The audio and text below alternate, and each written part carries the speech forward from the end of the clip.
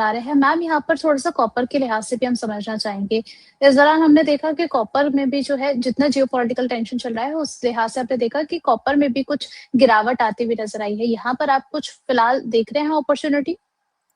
बिल्कुल देख रहे हैं। इनफैक्ट उर्वशी, अगर मैं एक टेक्निकल पैटर्न की बात करूं तो कॉपर के प्राइसेस में 4 आर्ली चार्ट्स पर एक राउंडिंग बॉटम बन रहा है, which is a very positive pattern. और अब कॉन्ट्रैक्ट चेंज हो गया है, इसमें अब मई कॉन्ट्रैक्ट में काम करना रहेगा because April contract has gone into tender period. So यहाँ पर भी देखिए तो अगर एक ब्रेकआउट हो जाता है 1300 लेवल्स के ऊपर, सो एक सिग्निफिकेंट अपसाइड की पॉसिबिलिटी नजर आती है।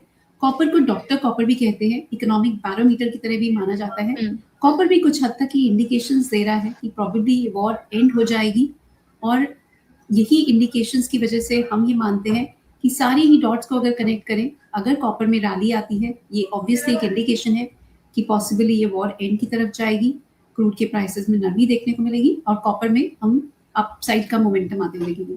कैविएट यही रहेगा कि 1280 जब तक प्रोटेक्टेड है तब तक ही कॉपर के प्राइसेस में अपसाइड का मोमेंटम आते हुए देख सकते हैं। इनफैक्ट प्रिसाइसली बोले तो 1279 के लेवल पर आप नजर बना के रख सकते हैं।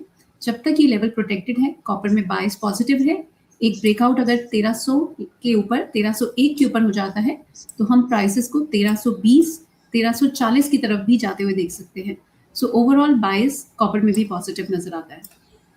चलिए ठीक है, तो यहाँ पर भी पर्सपेक्टिव काफ़ी पॉजिटिव नज़र आ रहा है कॉपर को लेकर के। गोल्ड और सिल्वर के प्राइसेस के बारे में आपको बता ही दिया है। मैम फिजिकल फॉर्म में खरीदारी को लेकर के और ज़रा बता दीजिए, सोना-चांदी अगर फिजिकल फॉर्म में खरीदने जाएँ, तो किन प्राइसेस पर जो है वो खरीदारी बेहतर रहेगी? उर्वशी, फर्स्ट लेवल्स इनफैक्ट यहाँ पर भी बाइंग थोड़ी की जा सकती है, बट अभी अपने पोर्टफोलियो का 20 से 25% ही यहाँ पर बाइंग करना अप्रोप्रिएट रहेगा। बाकी कुछ लेवल्स के लिए वेट करना ज़्यादा अप्रोप्रिएट रहेगा। अभी नियर टर्म में बायस पॉजिटिव नज़र आता है, बट वॉर रिलेटेड हेडलाइंस अभी भी डोमिनेट कर रही हैं। हम ये नहीं कह सकते कि पूरी तरीके से ये सबसाइड हो गई हैं। No, we can not. अगर कहीं भी वॉर में एस्केलेशन होती है, we have to consider that risk also. In that case crude के प्राइसेस में हम फर्दर जंप आते हुए देख सकते हैं, प्राइसेस में प्रेशर मिल सकता है। सो मे भी पॉसिबिलिटी है कि डाउनसाइड के लेवल्स आ सकते हैं। अगर 1,48,000 का लेवल गोल्ड में ब्रेक होता है तो नेक्स्ट लेवल्स रहेंगे 1,45,000, 1,35,000 एंड 1,27,000। सो बेटर रहेगा थोड़ा सा लोअर लेवल्स की वेट करें। सो मैं 3 लेवल्स की बात करना चाहूंगी, 1,45,000, 1,35,000 एंड 1,27,000। इन 3 लेवल्स पर फर्दर एडिशन की एडवाइस रहेगी। एक और फैक्टर अभी उर्वशी वर्क करता हुआ नजर आएगा। नेक्स्ट मंथ केविन वॉश की अपॉइंटमेंट है। अब उसके बाद 15 मई को टर्म चेंज हो जाएगी। पुराने जो फेड चेयर है जेरोम पॉवेल, उनकी टर्म एंड होगी एंड केविन वॉश नया अपना ऑफिस इज्यूम करेंगे। उसके बाद वो क्या स्टैंड मेंटेन करते हैं, इससे भी हम आने वाले टाइम में गोल्ड सिल्वर पे इम्पैक्ट आते हुए देखेंगे। सो उनकी जो भी पॉलिसीज रहेंगी, जो भी इंटरेस्ट रेट को लेकर उनका स्टैंड रहेगा, इन्फ्लेशन को या ग्रोथ को लेके जो भी उनका आउटलुक रहेगा, उससे भी हम प्राइसेस में मेजर मूवमेंट आते हुए देखेंगे। सो इन फैक्टर्स को कंसिडर करते हुए अभी सारी बाइंग अभी ना करें, थोड़ा वेट करें। अलग अलग लेवल्स पर बाइंग करना बेटर रहेगा, आपके लॉन्गर टर्म्स में रिटर्न एनहांस हो जाएंगे अगर आप स्टैंडर्ड वे में अलग अलग लेवल्स पर गोल्ड में बाइंग करते हैं। सो ये बेटर रहेगा कि थोड़ा वेट करें, थोड़ी बाइंग यहाँ कर सकते हैं। थोड़ी बाइंग यहाँ पर इन लेवल्स पर की जा सकती है। चलिए ठीक है, यहाँ पर मैम क्रूड ऑयल के बारे में ही हम काफ़ी ज़्यादा डिस्कस कर चुके हैं और आपने कहा भी कि जितना भी गोल्ड और सिल्वर का जितना भी मूव हम देखेंगे वो क्रूड पर ही डिपेंड करेगा। अब यहाँ से हमने प्राइसेस को जो है डिक्लाइन जिस तरीके से होते हुए देखा, एक बार दोबारा से जो है $100 से ऊपर क्रूड चलता हुआ नज़र आ रहा है। आप इसमें और कितना फर्दर अपसाइड देख रहे हैं? मैं मानती हूँ कि ब्रेंट क्रूड में 106 एक इम्पॉर्टेंट रेजिस्टेंस है। इवन दो हमने कल के सेशन में इससे भी ऊपर का जंप आते हुए देखा, बट हायर लेवल्स पर सस्टेन नहीं करा है।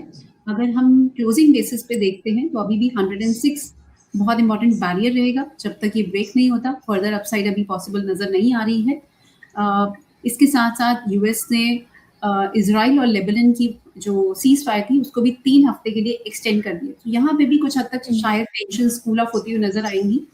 अब नजर रखनी होगी कि ये जो स्ट्रेट ऑफ हॉर्मुज़ में जो भी शिप्स पे कुछ हद तक अटैक्स हो रहे हैं, क्या ये सबसाइड होते हैं या ये फर्दर अटैक्स बढ़ते हैं यहाँ से, इस पे काफी हद तक डिपेंड करेगा। और पीस नेगोशिएशंस किस तरीके से प्रोसीड करती हैं, होती भी हैं या नहीं होती। पर चांसेस यही नजर आते हैं कि कुछ हद तक पीस नेगोशिएशंस सेकेंड राउंड हो सकता है आने वाले दिनों में। नहीं भी होगा तो उर्वशी हमारा ऐसा मानना है बैकग्राउंड में ये नेगोशिएशंस चलती रहेंगी। अगर स्ट्रेट ऑफ हॉर्मुज में कुछ भी हम स्टेबिलिटी आते हुए देखते हैं, वहाँ पर अगर शिप्स की मूवमेंट रिज्यूम होती है तो भी प्राइसेस में हम दबाव आते हुए देख सकते हैं। ये फैक्टर की वजह से क्रूड के प्राइसेस में अगर हम डोमेस्टिक मार्केट में भी बात करें तो 9250 9280 ये एक इंपॉर्टेंट रेजिस्टेंस की तरह वर्क कर रहा है। डाउन साइड में देखिए तो प्राइसेस 8500 तक आते हुए नजर आ रहे हैं। यहाँ से कुछ फॉल की पॉसिबिलिटी नजर आती है।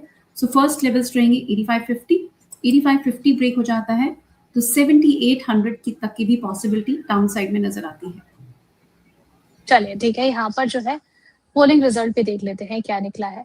सवाल था कि शॉर्ट टर्म ट्रेडिंग के लिए कौन सी कमोडिटी जो है वो बेहतर लग रही है। यहाँ पर 4 विकल्प थे, गोल्ड, सिल्वर, क्रूड ऑयल और कॉपर। यहाँ पर 48% वोटिंग जो है वो सिल्वर की तरफ है मैम, 30% वोटिंग जो है वो गोल्ड की तरफ है। देन लोगों ने चुना है क्रूड ऑयल को, और कॉपर को 9% वोटिंग यहाँ पर मिली है। शॉर्ट टर्म के लिए आप किसे बेहतर मान रहे हैं? बिल्कुल, मैं भी और जो आपका पोल के रिजल्ट्स आए हैं आज उनके साथ ही जाना चाहूँगी। हमने भी ऑलरेडी बात की कि सिल्वर के लिए क्या-क्या फैक्टर्स हैं जो इस टाइम वर्क करते हुए नज़र आ रहे हैं।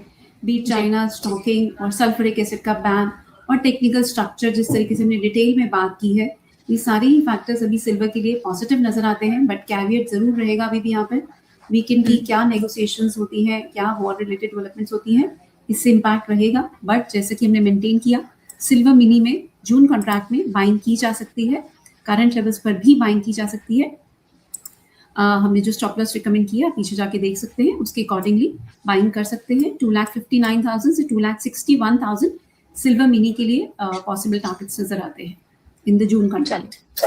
चलिए ठीक है, तो ये सलाह आपको दी गई है, आप स्टॉप लॉस मेंटेन करके चलेगा स्ट्रिक्टली, और टारगेट्स आपको बता दिए गए हैं। Thank you so much Sugandha ma'am हमारे साथ जुड़ने के लिए और हमारे सभी सवालों के जवाब